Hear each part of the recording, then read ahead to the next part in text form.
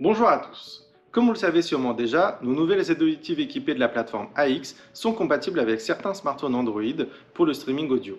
En effet, tous les téléphones Android équipés du protocole spécifique de communication ASHA ont la possibilité de se connecter à nos Pure Charge Go AX ou nos InSure Charge Go AX pour écouter de la musique ou bien recevoir un appel téléphonique. Les premiers modèles Android équipés de ces technologies sont sortis en 2019 et depuis, bien d'autres modèles ont suivi. Aujourd'hui, nous allons donc voir comment connecter des Pure Charge Go AX avec un smartphone Android. C'est parti!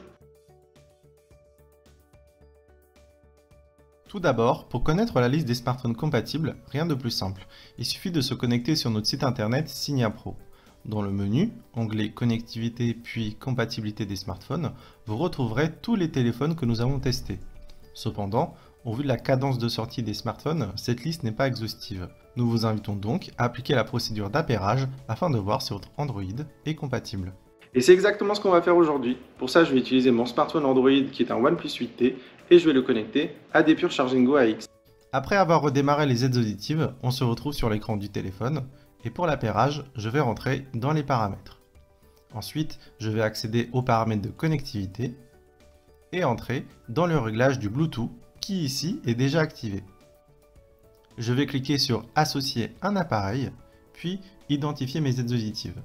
Ici, le téléphone en détecte bien deux, appelées Signia, car la connexion se fait en stéréo.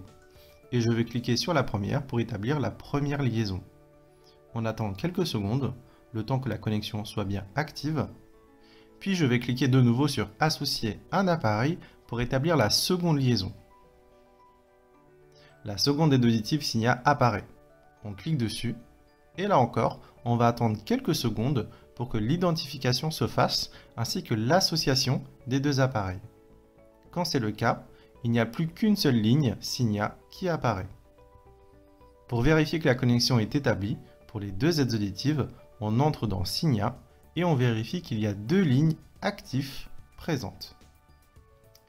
Il y sera également possible, en cliquant en haut à droite sur le crayon, de renommer vos aides auditives en remplaçant Signia par ce que vous voulez.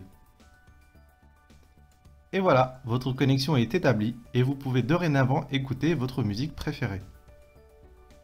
En glissant l'écran vers le bas, vous aurez toujours la possibilité de voir sur quel périphérique est diffusée la musique et vous aurez également la possibilité d'y modifier le volume.